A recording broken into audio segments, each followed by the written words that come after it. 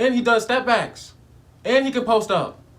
So Tim Duncan can teach him all that stuff in the paint, and then he can still hit you with a sidestep like he Jason Tatum, and he's 7'4".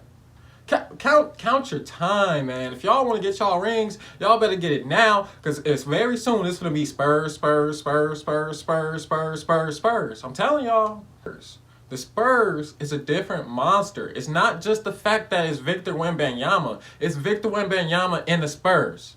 And Greg Popovich, and that culture, and Tim Duncan. That's what it's about.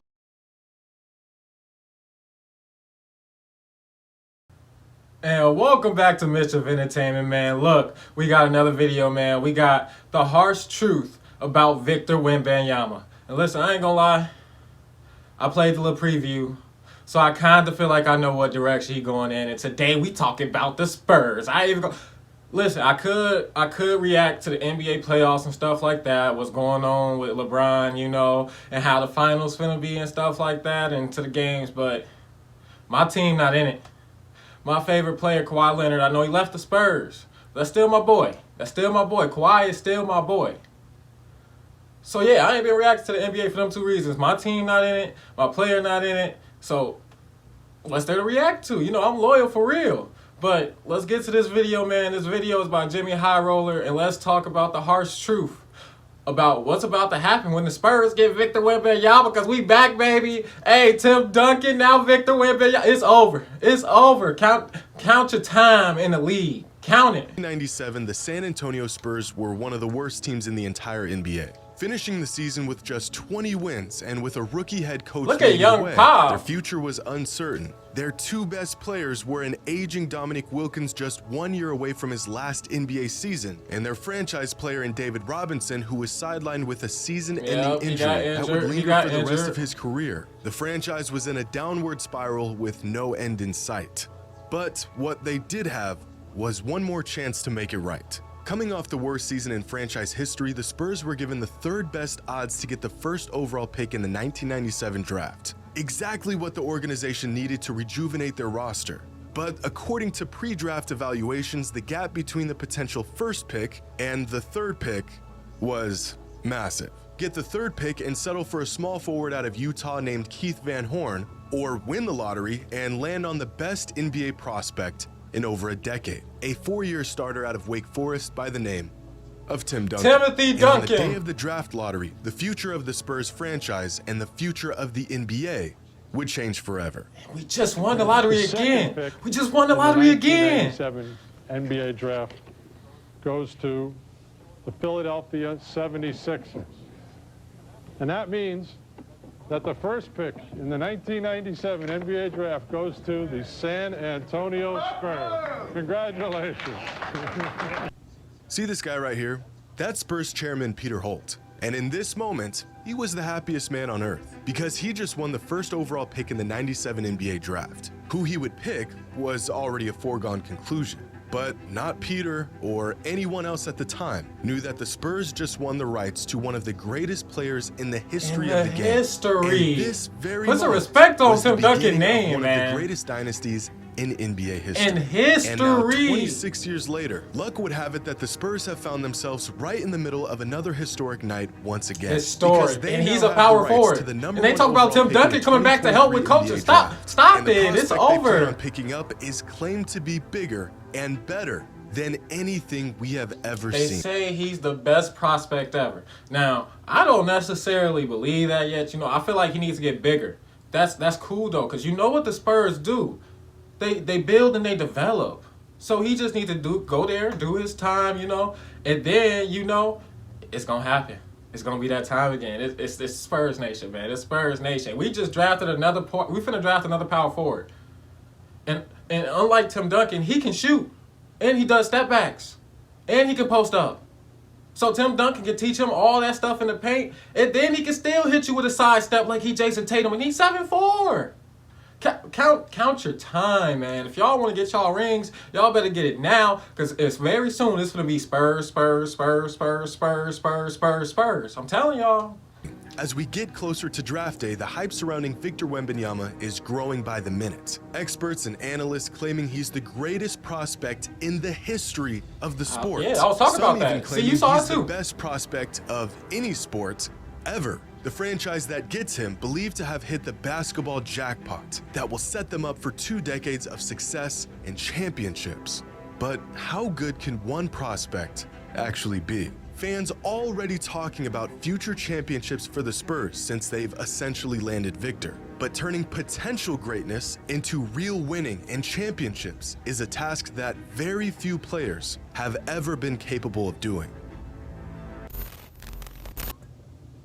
Out of the last 25 #1 overall draft picks, how many do y'all think have won a finals MVP? He was number one, I ain't know that. Maybe I ain't gonna lie to 4 you. or 5? How about 1? There has been one #1 overall pick in the last 25 seasons who has won a finals MVP. But finals MVPs are about the toughest thing to win in all of basketball. So what about regular season MVPs? How many of the last 25 first overall picks have won at least one of those? 2. LeBron James and Derrick Rose. That's it. But how about this? How many of the last 25 #1 overall picks do you think have won a championship? They could be a role player for all I care. As long as they have a ring, it counts. But the answer is still just 6. Winning in the NBA is very, very hard to do.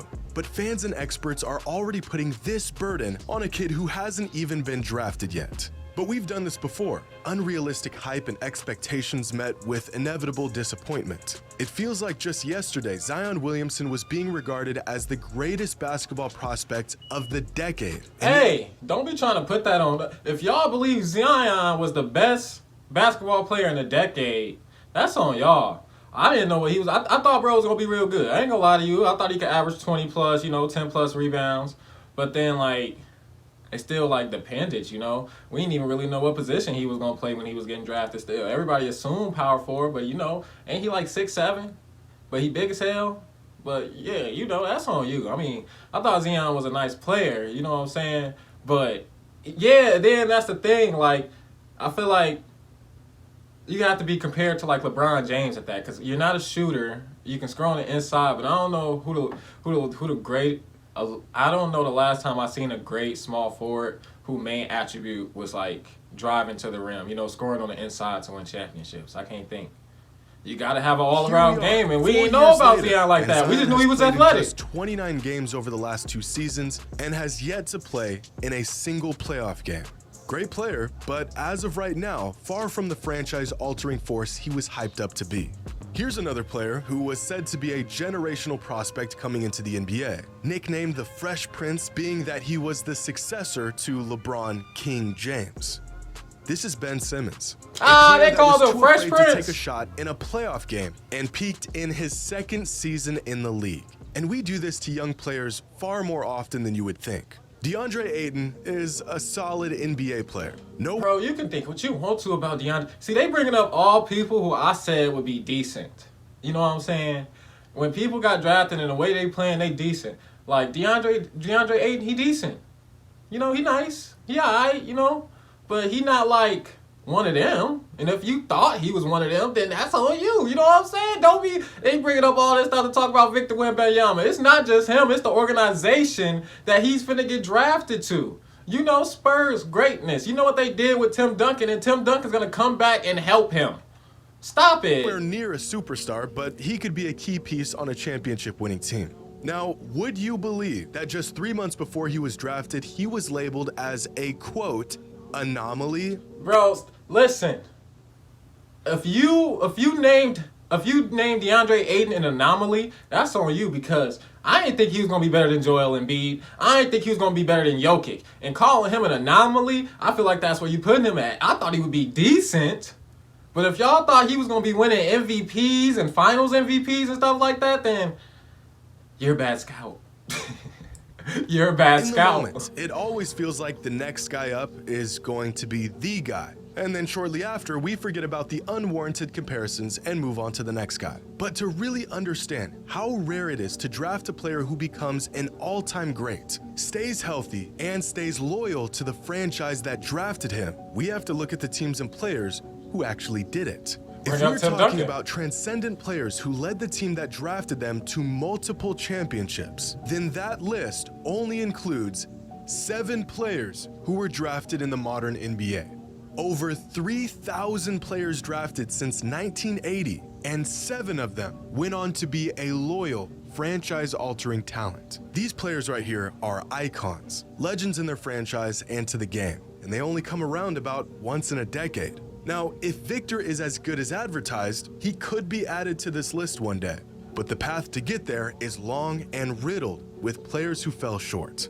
But in the NBA, even the stars, superstars, and once-in-a-generation talents struggle to win the ultimate prize. Luka Doncic has been a phenom since he entered the NBA, so far exceeding all pre-draft expectations. Again, listen. I wish I had done stuff like this before, because Luka Doncic won MVP in the Euro League. You didn't think he was going to be nice? He was, what, 18 or 17 or 19 playing grown man, and he won the MVP. And y'all, so many scouts need to be fired. So many, and then the only thing to say about Luka Doncic right now is he don't have a good enough team, and maybe he's just a little too much on ball. He has the ball too much. He dribbles a little bit too much. He needs the ball in his hand all the time, which means you got to surround him with 3-and-D players and maybe somewhere he can run the pick and pop with, like a Jamal Murray and Nikola Jokic. And that'd really do something for the Mavs. I ain't gonna lie, it really would. If he had like a center that could shoot and do like the stuff that Jokic can, not even to the full extent, but like, you know what I'm saying, a little nice center. You gotta play that two-man game. And he has yet to see the finals and even missed the playoffs in this last season. Kevin Durant is one of the greatest players to ever touch a basketball, but even he had to abandon the team that drafted him to join a juggernaut of a team to win a championship. James Harden, Russell Westbrook. KD don't win that much. Y'all can think what y'all want about KD. I like KD. I do like KD. I done bought his shoes and stuff. But the truth is, outside of Golden State, right, if you were to take the years he played with Golden State, take that out of his career, what do you have? A really great scorer.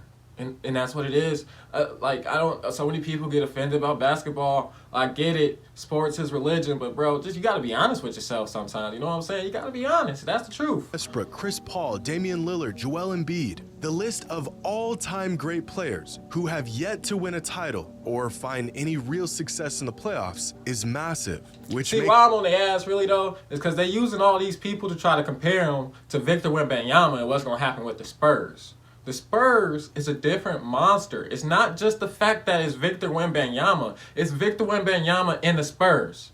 And Greg Popovich and that culture and Tim Duncan. That's what it's about, man. The expectations on Wembanyama all the more baffling. To think that a 19-year-old can come into a struggling franchise and turn everything around may not be realistic.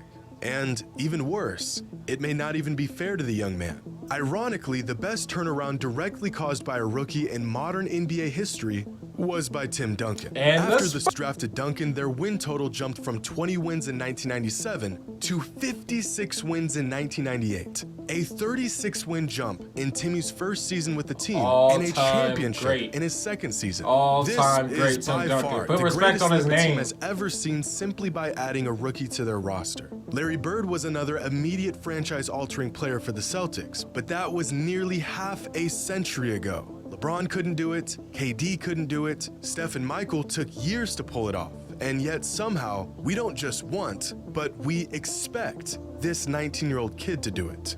I really think some fans don't understand the pressure that they are putting on Wembanyama. He could be great, amazing, injury-free, generational, and to expect this level of excellence out of him could still be far too much. Over the past 25 seasons, the average MVP finishes the season with a win share total of 15.2. Over that same time span, the average All-Star has a win share total of 10. And among the 450 active players in any given season, the average single-season win share total across the league is just 2. Now, over the last 25 years, among #1 overall picks in their rookie season, the average win share total is 4.2. That number jumps to 5.7 in their second season and then hits 7.9 in their third season. But by season 4, many of these once prodigies start to lose their minutes. They fall out of the rotation, they fail to adapt their game and skill sets to the NBA, and the average win share falls to 6.7. And by season 5, by the time we as fans have made a decision on these players, the average win share total falls to just 5.9, about the same as the average starter. I got something to say about that. Again, you got to think about who's been going #1, okay? You got to think about the Anthony Bennett's and the DeAndre Aidens. You saw what he just did in the playoffs with Phoenix. He gave up. He gave up. So, look, he trying to rain on my parade, you know, I guess. I mean, I clicked on the video, but I thought it was going to be different by the way it started off. He was talking about the Spurs and stuff. So, you know, I had to click on the video. It's the Spurs. You know what I'm saying? It's the Spurs. But let's be for real, though. We talk about the Spurs and Victor Wembanyama. I'm going to say it the whole video. We talk about the fact that it's both of them, okay? And like you said, it's going to go up. He don't even have to be necessarily as great as Tim Duncan. They still have Popovich. They have Tim Duncan on the coaching staff. They have that culture. If you want me to be honest, if Victor Wembanyama plays for the Spurs for 10 years, they get 2 rings. That's how I feel. They get 2, depending on who they surround him with. But they've always been very good at finding, let's say, second-round talent and late draft picks and undrafted people. They've always been great at that. So I ain't worried. You know what I'm saying? They just got to get him right. And they already taken the necessary steps to do that. In the NBA, this is the career of an average #1 overall pick in the NBA. We see #1 overall players as the guys who went on to have great careers. Guys like Kyrie and Anthony Davis and LeBron. But we forget that far more often, these #1 overall picks pan out to be players like Markelle Fultz, Andre. What I was just bringing up, you bringing up the win share as the first overall picks. Who decided some of these people should have been #1? I wasn't drafting some of these people #1. Fire your scouts, okay? Don't get mad at Victor. Fire your scouts, okay? And I know, Jimmy, you just coming with the facts, but you gotta think about the other facts too. These scouts, trash. But even for the groundbreaking prospects who are league ready the day they put on an NBA jersey, the result is still rarely a championship or real hardware or impact. Over the last 25 years, the players who had the largest impact in their rookie season were Chris Paul, Ben Simmons, and Blake Griffin, followed by the 12 next best rookies of the last 25 seasons. You are looking at the greatest rookie seasons of this century, and yet only half of them were even the best player on their team by the end of their first season in the league. But I want y'all to take a guess at how many of these players even made the playoffs in their rookie season. Got your answer? 2. Which means out of the 15 best rookies who've entered the league over the last 25 seasons, they got Andre Kirilenko out there. Not a single one of them led their team to the playoffs. And among these same 15 rookie sensations, by their 3rd season in the league, only 4 of them managed to lead their team to the playoffs as the best player on the team.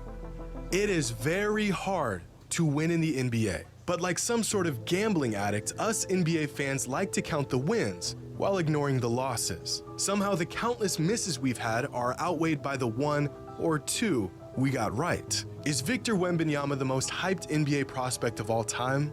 Well, I'm not sure. Some experts that have been around a lot longer than I have would like to say so. But if my memory serves me right, I can recall a 17-year-old LeBron James drawing so much attention that he managed to have an Ohio high school basketball game featured on national television. Long before social media, the likes of LeBron James, Patrick Ewing, and Kareem Abdul-Jabbar were all household names before they even put on an NBA jersey. I don't know if Wembanyama is at that level of hype at the moment, but he's getting there. And with that amount of hype comes overwhelming pressure to perform. It's easy to sit back and watch this kid play. See his incredible tools in action. 7 feet 5 inches tall, 8-foot wingspan with a silky smooth jump shot and world-class defensive instincts. And one can only assume he will find immediate or even eventual success in the form of championships and cultural impact in the NBA.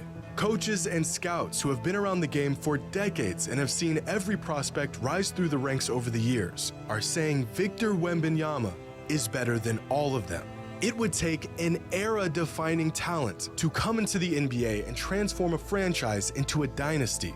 But if Victor is everything we think he is, he may just be the next player to do it.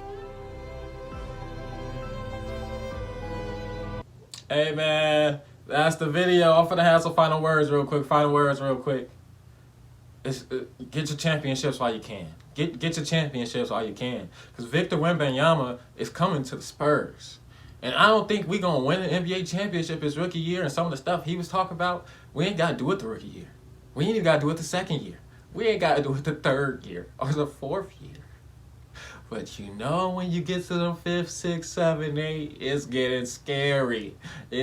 Listen, man, he can try to rain on the parade all he wants to, like I said. It's the fact that we got Wembanyama with the Spurs. And this is a power forward who can hit step-back threes, side-step threes. He can do in-betweens, right? He's doing hesitations. He can drive to the rim, and he could turn around and post up. Imagine how many different rotations you can actually put around Victor Wembanyama, because he could play the power forward. He doesn't even need to be stronger than people. We need to get his size up. We need to get him in the weight room, no bap. But listen, he's tall enough to just post people up and get good footwork. Tim Duncan, the greatest power forward to ever play the game, is going to teach him about footwork and playing in the post. That's what the greatest coach ever. Because I like him better than can't remember his name right now, but Michael Jordan and Kobe coach. You know, you got to think about the fact is this: he had Michael Jordan and Kobe as a coach. If you can't succeed with them, what can you do as a coach? You know what I'm saying? You got Greg Popovich has done this with late first-round draft picks. Second-round draft picks, you know what I'm saying? Undrafted people. He won 50-plus games for like 10, 11-plus years. And he's doing it with quote-unquote second-tier talent. He's the greatest coach ever. And he's going to get Victor Wembanyama. Listen, like I said, get your rings while you can. That's the end of the video, man. Hey, we out.